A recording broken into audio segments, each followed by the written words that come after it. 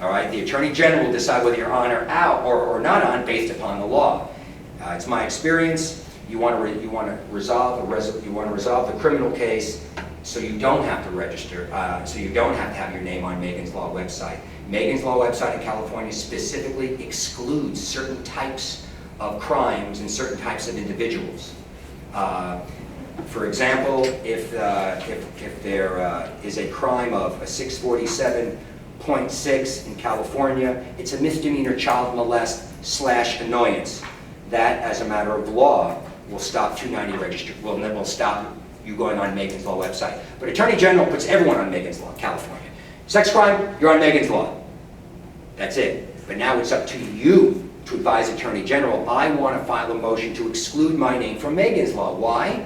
I was just convicted of a misdemeanor 647.6, misdemeanor child annoyance. As a matter of law, I should be off Megan's Law. They're right, and the Attorney General will take you off. But for some reason, they knew it was a 647.6. They have the rap sheet. It's called a live scan. They have the complete DOJ rap sheet. They know. Everyone goes on until you ask to be taken off and you show them the proper documentation. But certain crimes we're looking at right now, 647.6, which is the old 647A. You don't have to require any documents. Tell them that that was a conviction, and you'll be off of Megan's Law. Another thing is possibly a 243.4, sexual battery. Okay, that also is automatically excluded from Megan's Law website. Certain types of 311, certain types of child pornography, you can be excluded from Megan's Law website. Now, you still have to register, we're talking about now. We'll get to getting off that, but for Megan's Law, getting your name off, so your name is not on the 5 freeway for the whole world to see. Certain types of child pornography crimes can get you excluded.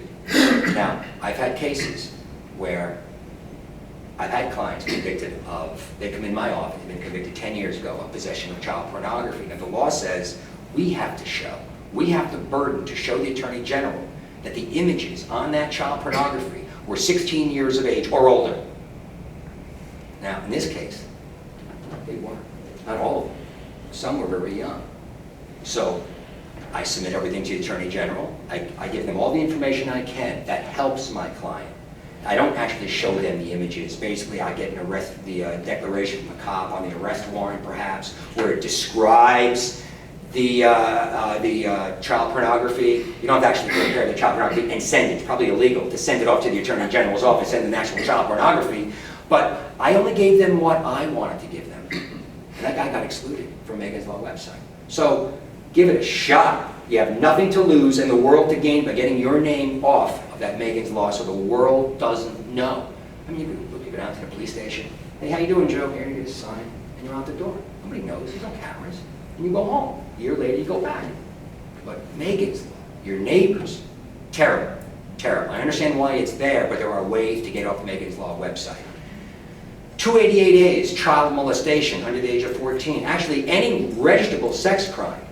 If you got probation, you didn't go to prison. If you got probation and completed probation successfully, you can get off Megan's Law website, except you have to show, you have the burden, to show the Attorney General that the victim was related to you. Parent, child, stepchild, adopted child, someone very close to you, sibling, something like that. And if you can show that the relationship, and you can show there was no allegation of penetration or oral copulation. These are the specific things specifically in the statute. There's no allegation of oral cop, no allegation of any form of penetration, merely fondling, let's say, and the person was related to you, you had a close relationship, and you got probation. You can be excluded. But the burden is on you to show all that. Well, you know, clients come in all the time. I was convicted 31 years ago of this crime. Okay, well, who's the relationship? It was my granddaughter. I'm embarrassed, I'm ashamed, I'm now 75 years old, and I don't want to register anymore. Happened a long time ago. Related, no penetration. That's all great, you're in. But we have to prove it. And sometimes it's hard, because the Attorney General needs proof. Probation report, police reports. Well, client doesn't have any of that.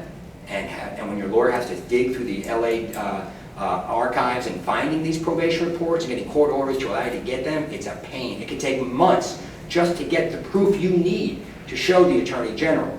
So I tell my clients, no matter what happens in court, keep your probation report, keep that police report, because you're going to need it maybe sometime down the road.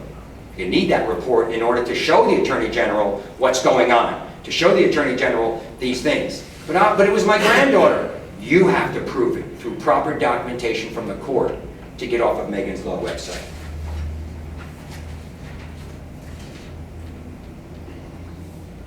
Now, the way to get off of Megan's Law, the way to stop registering as a sex offender, certificate of rehabilitation.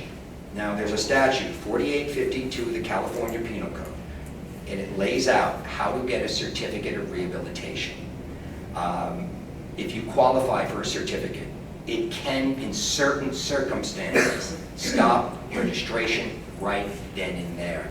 You don't need to go to the governor for a pardon, which we'll talk about. A Superior Court judge in the county where you live, that's where you file it, not where the crime happened, where you live, and you file for their certificate of rehabilitation. And again, it has to be a California conviction of a California statute, and there are qualifications to get a certificate.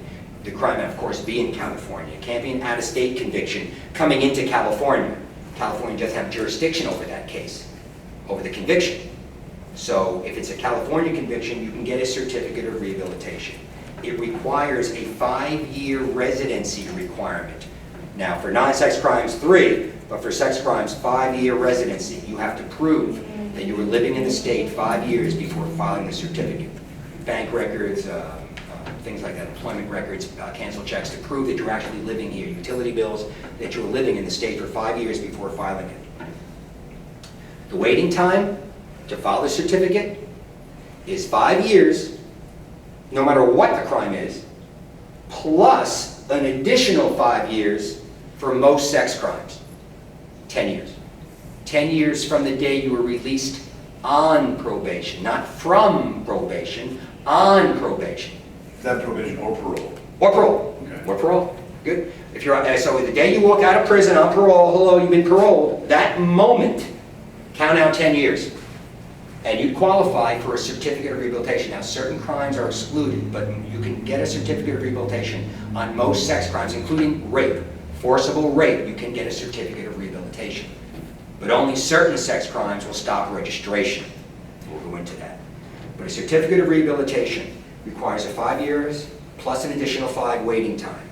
Certain sex crimes, only a 7-year waiting time. 5 plus an additional 2. Things like possession of child pornography and indecent exposure. Indecent exposure, 314.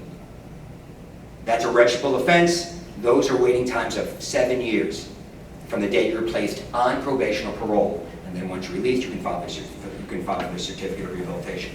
Now, the handout I have back there talks about the procedure. Certificates are filed in the county where you live, not where the crime happened. It could be in Northern California was the crime, but you live now here in LA County, you file it where you live. Part of the filing of the certificate, what we ask our clients to do, there's a few things that are part of the certificate of rehabilitation. Number 1, we want my client to prepare an autobiography of their life. Talk to me. Who are you? So an autobiography would include things like where you were born, raised, your family, friends, clubs, organizations, churches, hobbies, background, getting character letters, awards, achievements from people that know you to say wonderful things about you. If you graduated college, you got a diploma, degree, what have you done in that 10 years to turn yourself around? And I'd want my client to write a statement as to what happened. Now, if they start writing a statement, I didn't do it, she lied, I just pled because my lawyer wanted me to plead, probably not a good way to write this statement of your case. It was a dark part of my life. I take full responsibility. I'm embarrassed. I'm ashamed. It was horrible. And since that day, I decided to myself, this is not going to happen again. I started counseling, learned from the therapist how wonderful the person did. And all these awards and achievements, pictures of your family, and a family gathering to put a face to otherwise a case number. This is what makes up a certificate of rehabilitation. Also, you would need to get a live scan. $25, you go to a facility, I have it on my handout, you go online, you give your fingerprints on a computer, you give them $25, and in a couple of weeks, the Department of Justice sends you a live scan. That is your complete rap sheet. Everything that you've done in your life is going to be on there. There's ways to correct it if it's a mistake. There's things you do to correct if there's a problem with it. But you need to submit a live scan. So a live scan, your statement of the case, your social history, your character letters, awards, achievements, and in your statement, why you want to get the certificate. You want to better myself. I want to start this school. I want to do this. I want to do that. I've earned the right. Why you want to get a certificate of rehabilitation. You're going to want to get a live scan from the Department of Justice, and of course, the ever so important psychological evaluation from a doctor. You've got to get a doctor to give you a clean bill of health. Now, you don't want to necessarily use a report from 15 years ago when you were convicted. I want one now, fresh, today. Who are you today? Now, it's okay if that doctor looks at old police reports, old psych evals. That's not necessarily bad. It gives a doctor a little more power to their evaluation because they've reviewed everything. And after a battery of tests, maybe they can say that you don't fit the sexual profile of someone having an abnormal or an unnatural sexual interest in children, something along those lines. And your rate, the chances of you ever committing this crime again are extremely low. But a report from a doctor who's testified for the prosecution, who's put sexually violent predators in prison. She does that too, the doctor that I use.